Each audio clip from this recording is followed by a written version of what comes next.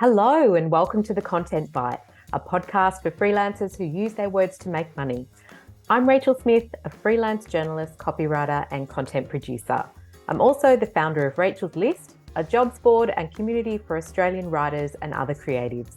And I'm Lynne Testoni. I'm a journalist and content writer as well. Rachel and I are your weekly co-hosts, and every week we bring you all kinds of tips, tricks, and some fabulous guests to help you make the most of your freelance business. You know, feast or famine cycle hits harder without visibility over your finances. And that's why we love Rounded. It's an accounting system that reveals income sources, profitable clients and projects, and it helps you even anticipate quiet periods, doesn't it? It does. It's great. And I know that because I've been doing this for quite a few years, like 10 years now, I have some real peaks and troughs over the years. And I think having that visibility into my finances really helps me, A, not get stressed, and B, manage that cash flow. I think it's really good.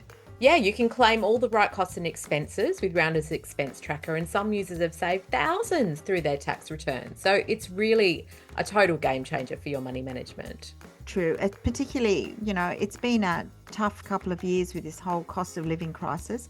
And I really like the fact you can track the invoices and payment reminders so you don't have to worry about those things. Like Rounded looks after it all for you. It definitely does. And it frees up hours for you to either find more clients and earn more or maintain a better work-life balance. We're all about that. We are. And if you're a Rachel's List member, you get 20% off the annual Rounded subscription. So check out the show notes for more about that. Fantastic.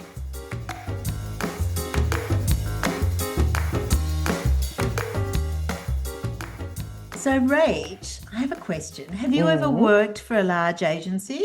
Because my last full-time job, which is a while ago now, was for a content agency. And there's definitely things that I missed from that company when I first set up as a solo freelancer. What about you? Yeah. Well, I was working for a really big media company when I went freelance. And I was more working as like a feature writer and a sub. And then I went freelance from that company and kind of was working for magazines as a freelancer. But yeah, I really missed having colleagues to chat with and share tips and just actually even going into the office and having that separation. And that's how Rachel's List started in a lot of ways because I was so lonely. Yeah. Set up a community. Yeah. I definitely miss having workmates, which is probably why I'm so active in online groups like Rachel's List and Jennifer Gregory's group as well. I love that group. And so this week we're all about taking lessons and learnings from large agencies into your own business. And we have this amazing guest, very excited. She's all the way from the East Coast of the US, nice sunny Florida. And her name is Ashley Cisneros Mejia. Oh, I almost got it right. Ashley. Keep her out. Sorry. Shall I introduce her? Yes. Okay. Now, Ashley is a freelance communication strategist, business coach, and she's the host of the Talk Freelance to Me podcast, which I love. We'll put a link to that. And with 20 years experience across journalism, marketing, and agency leadership, she now helps creative freelancers, particularly women and caregivers, build profitable, flexible businesses on their own terms. Ashley works with clients ranging from global consulting firms to startups, and she's passionate about helping others diversify their services, embrace change, and make freelancing work for real life. Welcome, Ashley. Welcome. Thank you so much, Lynn and Rachel. I am so honored to be here. I'm such a fan of you ladies, so this is very exciting. Oh, good. We do love to meet fans from overseas. It's exciting because you don't get a lot of transparency, do you, on who your audience is? We're about to do a survey, so that's kind of cool. Yeah. To try and get a little bit of that information. But look, we're here to talk about you. You've had such an interesting career, and we're going to kind of dive into bringing strategies from big agencies into a solo freelance business. So why don't you start by telling us a bit about your agency experience? Yeah, so my agency experience really happened kind of by accident. I was approached by a good friend who was really technical, who knew how to make websites from nothing and mobile apps and all of these things. And she was really looking for someone who could write, like kind of what we do to do the content for some of the projects that she was getting contracted for. And so we kind of started it from my kitchen table, our first agency, and bootstrapped the whole venture at the beginning. I freelanced while I was building this company with her, and we grew it from literally nothing, just my laptop at our kitchen table, Yeah. to 19 people at the Oh, peak. We had a huge office, and it was a beautiful experience. I think my life kind of changed. I became a mom. I now have three kids, and so I needed something different. But I actually also had a smaller agency, a boutique agency that was smaller after that. And it's just been such a fun journey, really, to go from freelancer to agency to now being a freelancer again and really making creative work accommodate where I am in my season of life right now. mm. That's so interesting. Is there anything you miss about working with those larger teams and agencies? Oh man, I really miss that the brainstorming, the camaraderie, the people. Being with creative people is such a treat. I think that for a lot of us who write, from our home offices or a coffee shop or wherever we are in the world, there's something you can be so creative, I think to a point. Sometimes that creativity, I feel like, doesn't, the magic doesn't always happen when you're by yourself and you Mm. need someone to bounce ideas off of. And that was one of my, I think, favorite aspects is being in a group of people. We signed a new client and we're strategizing, and thinking about how we're going to develop campaigns for clients. That's what I miss the most. Yeah. Mm. Yeah, it's so nice, isn't it, when you're surrounded by other really smart, all the people who kind of do things differently to you and you can get ideas and all of that.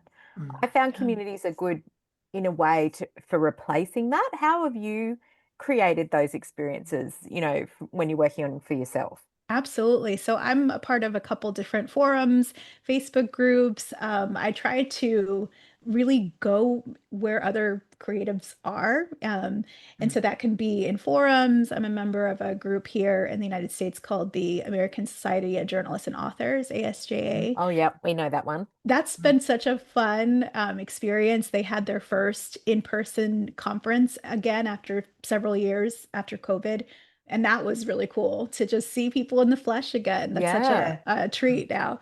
Mm. So I really try to find other creative people and also not limited to just content professionals, but just anybody in the creative space. I go to startup competitions and just listen to founders pitch, investors to just think about how people are innovating to solve problems. I Mm. always learn, from other people Yeah. and just get different ideas. Yeah. Oh, so interesting. Mm. Because what do you love about being a solo business owner? I mean, there's great things about working on yourself by yourself as well. I love the flexibility. I mean, for me, when I had my agency, I also around that time, the time that we were really growing, I became a mom for the first time. Mm. And it was difficult for me, I think, when you have people that are counting on you for their paycheck. That's one of the most beautiful, Yeah. most fulfilling privileges to sign someone's Mm. paycheck and to realize, wow, this abstract idea that was just in my mind now creates a way for people to pay rent and buy groceries. Like that's so powerful. But it requires a lot. It demands a Mm. lot. And I think for me, where my life kind of turned and the choices that I made and having three kids, it was hard for me to kind of have two babies, a human baby and an agency Mm. that required so much. Working as Mm. a solo allows me to still strategically collaborate with other creative people and but also have some of that freedom where I can work the way that I need to for this season in my life, where I've got three elementary school age children now. Mm. And I Mm. just love that. I love that I can get up at 2 a.m. and crank out, a thought leadership piece if I need to for a customer, meaning that I can then take the day off the next day to like go on a field trip with my kids. I love that Mm. ability to flex with my life. Mm. Mm. Mm. Mm. Yeah, it's interesting what you were saying about how, one of your greatest rewards was signing people's paychecks and realizing that, Yeah. this little nugget of an idea that you had turned into a massive business that supported other people's lives. I mean, that's really cool. But also the flip side of that is the responsibility. So when you walk away, there's freedom in that. Yeah. Mm. In not having to Yes. worry or not having, because we've talked to agency owners before, and a lot of people have touched on how that's the scariest part as well of, Yes. Mm. Mm. being an agency owner. You do have to make sure you make enough money to sign everybody's paychecks. Yes. Yes. Yeah. Yeah. Did you Yes. have Mm. that stress as well at times? I think so. I think, of course now the market's different here where I am in the United States, and right now I think it's different. But I think there's always been, ebbs and flows with the market, Mm. with the way people embrace content marketing, or at that time it was inbound marketing, the different nomenclature that we would use. And I think that there were times where we would staff up for to fulfill a big contract, and then what happens if, the client, just like the same with working in a freelance Mm. capacity, Yeah. clients can make business decisions that affect us, right? They can decide to pull everybody in-house and they're not engaging with freelancers anymore. And the same thing can happen, with working with an agency. People can, we had I think it was an attorney client that was super entrepreneurial, and he decided to have his own marketing agency. He was really fascinated by the way we worked and just agencies in general, and thought, you know what, I'm just going to create my own marketing agency to serve me. And then I'll also serve other attorneys, and it's another, stream of income for me. And so there were those times, I think, that the business decisions that my clients made did create situations for me where I was thinking, okay, I've got to replace this business right Yeah. now, because it's not just me that's relying on this. It's all the people that I've committed to the organization. Yeah. Absolutely.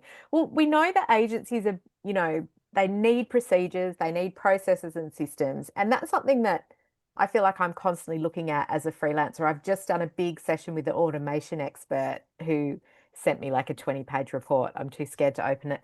But we know that we need those processes and systems, and often we don't have them until we're in dire straits, and we have to create them. What are yours like? How have you created them? Have you brought any from the agency and modified them for your freelance business? How has that worked? Absolutely. So just a lot of the critical infrastructure that I had at the agency in terms of the way we do contracts, our SOP manuals, or standard office procedures, utilizing templates. Of course, when you have a team, especially if you are, I mean, we had other writers. We had a team of Mm. writers that would produce content, website copy, ad copy, the whole nine, depending on what the customer needed. So we would have to create, here is our standardized approach for what is a complete, LinkedIn, if we're ghostwriting a LinkedIn content item for a customer, or this is how we do what we do, and how we judge what's quality and what's not. And so documenting, that idea of documenting everything that we do and having kind of standards, doing a full onboarding activity, with our new customers, and having a kickoff meeting, having key milestones where we get sign off before we proceed, and different, all of those kind of practices are things that I still do in my business today, even though I'm a one woman band. And they're the same things that I did when we had a huge, organization. It must have made it easy. You could take some of those templates yourself from the agency, modify them. Absolutely. Mm. Absolutely. It was great. And I think, being a freelancer and sitting on both sides of the desk, right? Being a Mm. freelancer, working directly with a customer, and of different sizes, working as a subcontractor for other agencies, and then being an agency owner, hiring other freelancers for needs. I think you get a good holistic appreciation of what's important for everybody, and how to make things, work for everybody, where you have buy-in from the freelancers, where you have, I feel like, that communication across what everybody needs to be successful. That's something that I think I took away, is understanding what that looks like. Mm. Oh, that's interesting, isn't it? I mean, one of the things when I freelanced, and I guess it's almost contracting, when I used to go from company to company and do a few weeks here and there, I used to pick up lots of different skills. And I found that really, I go, oh, they do it this way. Oh, they use that template. I found. So how do you replicate that experience as a solo practitioner? Yeah, I think for me, I definitely take away lessons from each client that I work with as a freelancer. Mm. And also understanding both from what the customer either is doing to meet their marketing objectives, their content marketing objectives, and also even what my main point of contact, Mm. how they work with freelancers, both positive and negative. Sometimes you might have had experiences where you've worked with a really good editor, or maybe not an editor who is nearly as helpful, or Yes. someone at an agency Mm. that's been great to work with versus ones that it's more difficult, right? Mm. And I think for me, the biggest thing has been communication and understanding what success looks like, and how people approach that, whether that is, creating checklists and style guides, or having, standard times that we check in about projects. I pay attention to all of those things about how do people do, how do they do the work that they do? How do they package it? What words do they use? I take notes on all of that. Yeah, Mm. so Wonderful. interesting. Yeah, because you don't have to just, learn from your colleagues. Learning from clients is actually quite a good Yes, idea, isn't it? Mm. I And think it's how you so. tweak your systems as well. Like if something went wrong, we had Maggie Peterson on the podcast recently, and she was Mm. talking about systems and how if something goes wrong with a client, that's how you know to Yeah. tweak your systems going forward is, Yes, you we've all know, learned that way. Yes. yeah, yeah. Changing contracts, putting a clause in, changing how you do everything. Yeah. Mm. Yeah. So, mm, Or even just sometimes just setting expectations. yeah. I think you Yeah. think, oh, I think sometimes when you're by yourself and you're doing it for a while, you tend to know how you work and you sometimes expect that the clients do too. Mm, You don't say, oh, this is the way, I would track changes, or I don't track changes, or I use Google Docs and they use Word or whatever. So, you think of different ways of people working helps too. Mm. I think so. I think when I first started as a freelancer, I was very much of a chameleon, and I would kind of just be very fluid and would fit into every client's system, Mm. which I think is, we need that flexibility because sometimes clients don't want to adopt our system, and Mm. we can decide how we feel about that and if that's acceptable to us. And I think after having an agency, I realized clients are not just coming to us for the work product. They're coming to us because they need help. They're putting money Yeah. behind this because they're busy, and they need they need us to have a system ready to say, here's how this is going to go. Here's how, previous, how we've been successful with other projects similar to this. This is the system that we should use. This is why, and I think that for some clients, they can have almost like a sense of relief because they feel like, okay, I'm with someone who knows what Knows they're what they're doing and doing. who can, Mm. right, and can guide me through the process. I still encounter clients who want me to back into their system, and that's fine. But I think that's something that was a big aha moment for me, is after I had the agency, is understanding that that structure is important to a lot of people, and it yeah. Mm. kept me sane, I think. Yeah. I love that because I think that's something a lot of freelancers don't understand. That Mm, they are not only bringing the outcome to the client, but they're bringing the system and taking that yes. off their plate, taking that whole stress and worry and the outcome off the client's plate. So Mm. if you don't have those systems, you're chasing your tail and it's not going to be a seamless process. It's kind of, are you going to get repeat work? I don't know. Like, that's why it's so Right. important to put them into place. Mm. Yeah. Mm. I Mm. agree. So, Ashley, are there any skills that you recommend writers get on top of, so you can experiment more and get better outcomes, like we were just talking about? Yes, I think right now one of the things I'm learning about, and I'm definitely not an expert in, is just this new generation of AEO and GEO and Mm. AI, the whole thing, right? I Yeah. think in terms of how do we use it, how we feel about it, how do we do it ethically, but then also it's affecting the work that we do. How do we play in the sandbox nicely with these Mm. LLMs and get them Mm. to recommend us and to cite us and our clients, when someone is searching for things. So I'm learning a lot about schemas and how websites are created now versus, how I used to do them. Mm. And that's something that I think that all writers, we need to pay attention to, and start learning those things as well. I agree with you, but the word schema just makes my eyes glaze over. I know that it is something we need to learn, but oh gosh. Oh Yeah. no. I hear you. AI is such a topic at the moment, and swear it's even more of a topic than it was a year ago. And I thought that's all we spoke about a year ago. So, Or two so years what are ago. you using it for, and where do you stand, and how's that working for you? So I am a huge AI enthusiast. Now, Mm, I also definitely hold space for all creatives, mm, everybody in our industry, mm, authors. There's a lot of people who are rightly upset that their mm, works were used, mm, without their permission, without compensation. I also understand, the environmental concerns, the water usage that's mm, required for these data centers to make all of these new mm, technologies work. mm, So I'm try to be very thoughtful in my consumption of AI, thinking about not using it for every little thing, but thinking about how can I use it to get the biggest bang for my buck, in mm, terms of my business. And for me, I am using it a lot to teach myself things, summarizing some for clients that I have that are very technical, where I am needing to absorb big pharmaceutical documents quickly. mm, That's something that I feel like if I can get a handle on this in 15 minutes, as opposed to my old way of doing things where I'd marinate in things for 8 hours, that is a better use of my time.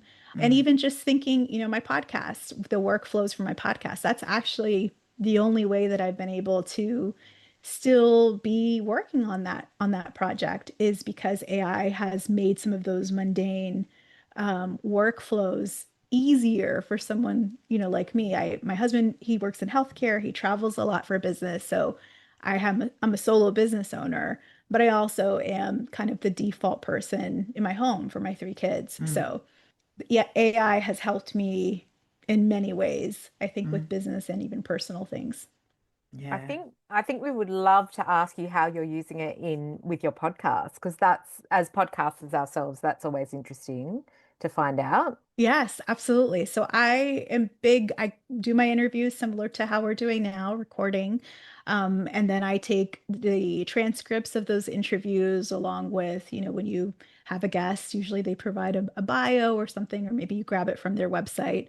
And I have basically a prompt that I've created where I feed, ChatGPT, basically, here are the things that I want in my show notes, the elements that I want in my show notes, the keywords that are important for me to optimize. These are things that are important to the person that I'm interviewing, things that maybe they're promoting or maybe they're really interested in, and then creating show notes literally with just a little, hit submit, and then it's ready to go. And before that, something like that would have taken me hours Yeah. doing Yeah. it kind of by hand. Mm, So that's something that I'm using it a lot for show notes, also for social media, mm, to promote everything that we create. We have to promote, right? To get Mm, yeah. anyone to listen or pay yeah. attention. And so I use it a lot for that. So I've got designated prompts that I've worked on to make that process easier because I do it all myself. Yeah. Yeah.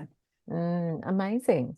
So I guess one of the things when you are a solo business owner, how does it go when you work with corporates? I know some of my bigger corporate clients often work with agencies, and sometimes they'll give me work, but sometimes I have to go through an agency. How do you overcome that? Yes, I think I like to leverage my old lives. Like I say, I feel like a lot of us have lived many lives. Lives as when we were journalists, Yeah. lives when we were, content Mm, people and in different ways. And so I do a lot of networking and just really keeping those relationships as current as you can and really trying to dig the well before I need it and not always coming to someone when I'm wanting something and trying to be a good friend, trying to be a good fellow business peer. So that's really helped me, I think, in my specific situation because I was a working journalist. I was a newspaper reporter back in the day, and mm, then I was a tech writer and I worked for a PR agency. And so I think for me, using those relationships that I had with big companies, people who are now at some of those big corporations, has benefited me. I think I get basically a maybe a second look if I have certain people that I know from one of my previous engagements. And the Mm. other piece is being just really creative. I have subcontracted for other contractors. I've gone in with other creatives, like a friend and I. She's an animation artist, and she also does graphic design. And so we teamed up together and we went over and pitched business for a governmental entity that was doing a opioid, basically a drug prevention campaign for teens. Mm. And so we just said, "You're a business of one. I'm a business of one. Let's go together Yeah. and and pitch for this big business." And we got it. We got the contract, even though we were not an agency. So really just thinking about how to work with other people to approach and leveraging those relationships. That's how I've been able to kind of get noticed. Mm. Mm. So it sounds like you've got a really good little black book, basically, of people that you can call on. Would you, like in a pitch to a big corporate who needed different skills that perhaps you couldn't have, would you say, I have access to this person and this person. I can put together a team. I can project manage this project for you. Would you be doing that as part of your pitch to show that you had those relationships and could leverage them if it was needed? Yes, absolutely. I've done that. I have my key videographer person. I have my key graphic design person.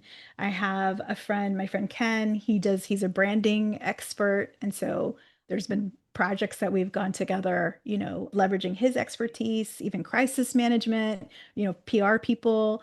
So it just really depends on kind of what the customer's looking for. But I think even if they don't take you up on it, I think being able to say, I've got people for that. If we Yeah. need Mm. this, I've got somebody who really knows programmatic ads and who really is Mm. great at, SEO, or now I guess it's AEO and GEO. I think Mm. clients like to know that you have those relationships. And it, Yeah. it really speaks, doesn't it, to the importance right now of collaborating and not being, a one person business, like to really look at who's around you and create that tribe around you. It's more important than ever right now, I think. I agree with you. I think community is how we get through everything that's hard, whether Yeah. it's, changing economic situations, whether it's something happening in the industry, in life in general. I think even though that we are solo, preneurs, that's the flavor of entrepreneurship that we're embracing. I think that doesn't mean we work alone. Yeah. Yeah. Mm, So love interesting. that. I wanted to say how much I love your podcast, and you've had some great guests on. It's one of the highlights of my walk with the dog.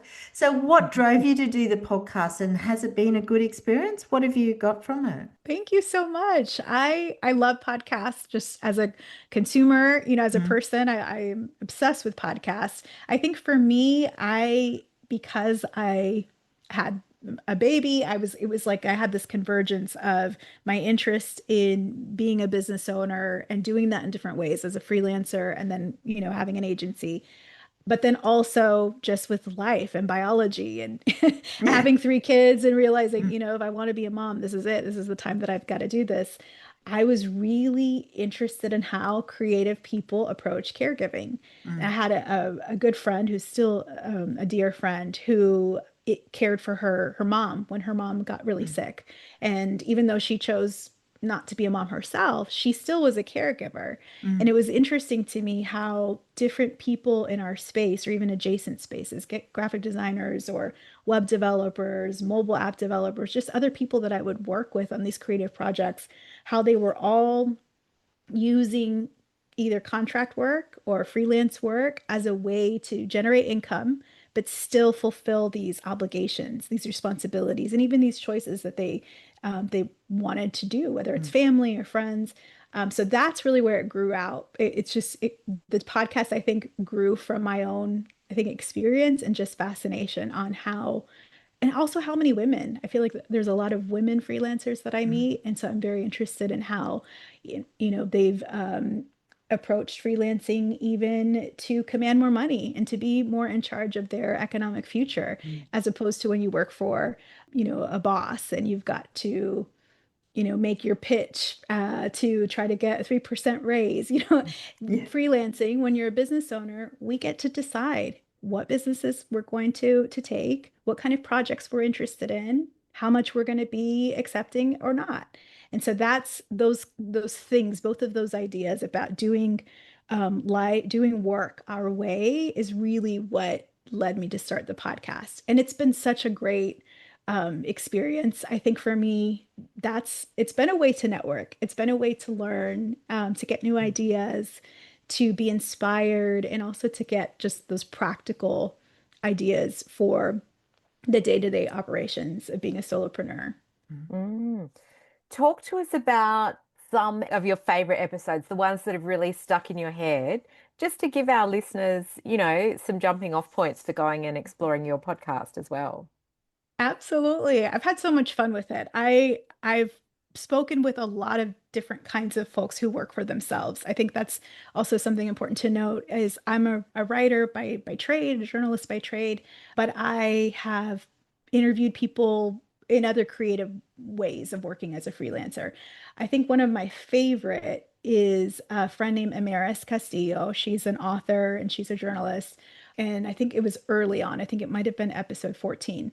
But she was talking just about, again, how do you write and find time to write when you are a mother? And she has two young sons, and she was writing her novel in addition to having a full-time, communications job.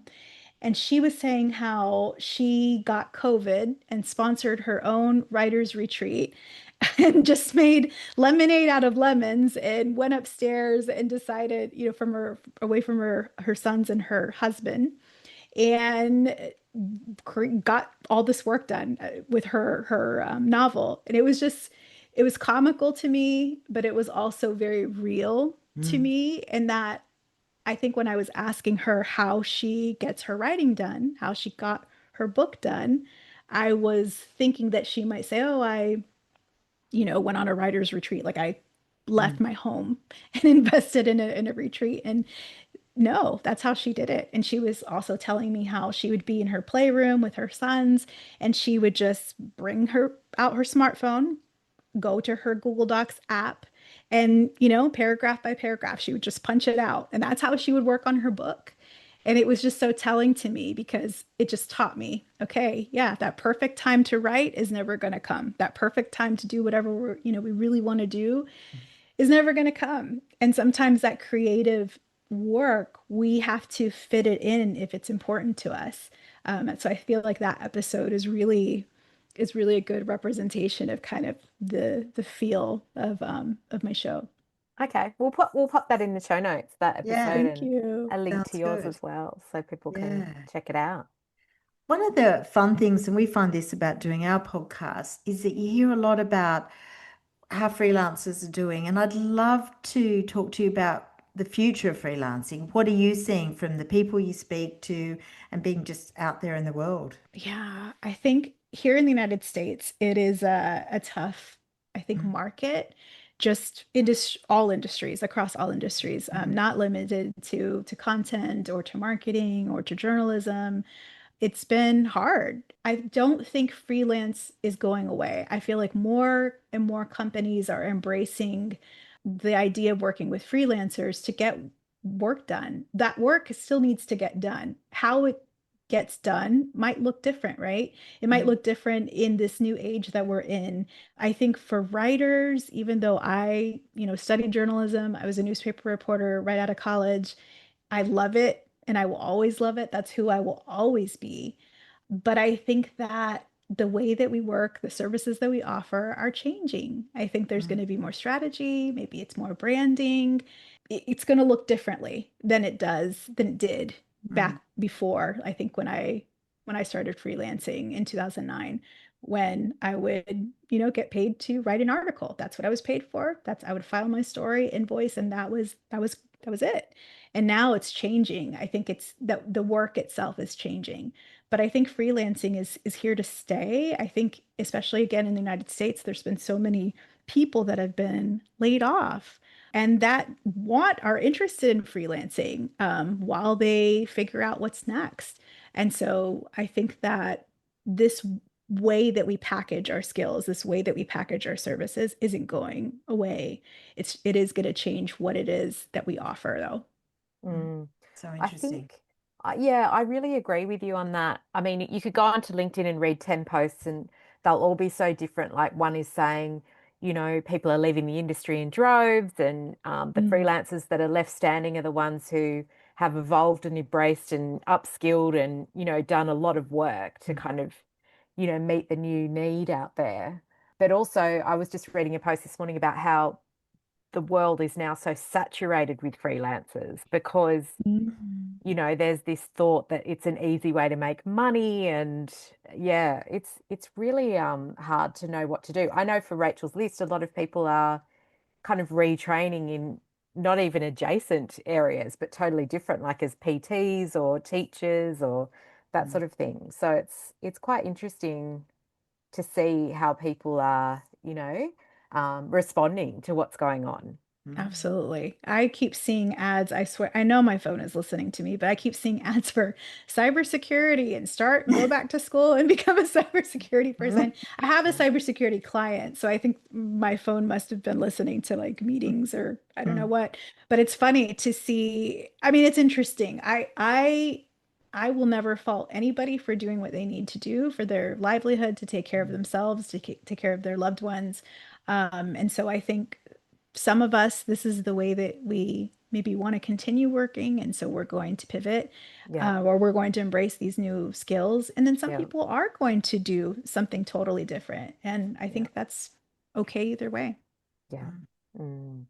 Well, something that we like, you would know this, but as a regular listener of the podcast, you mentioned the question that we ask all our guests is the software or apps that they would be lost without. You've talked a little bit about how you like to use AI, but do you have any other favorites, that you love for maintaining success as a freelancer?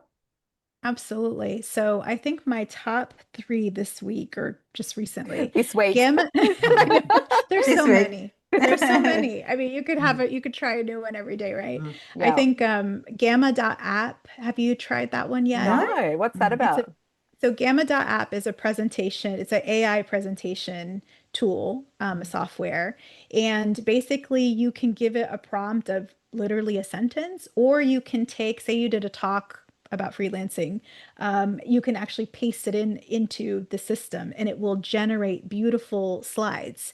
And I know there's similar ones on the market that will create slide decks for you.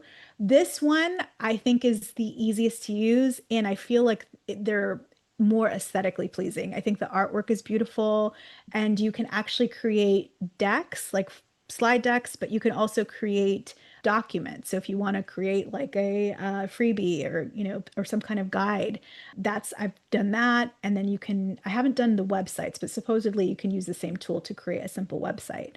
I mm, love it. It's been such a game changer for me.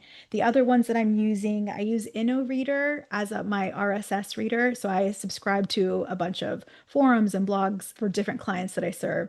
One is cybersecurity, actually. We were just talking about cybersecurity. And I use that as a InnoReader to organize the feeds. And then I use Zapier when you were talking about automation, I think Mm. earlier.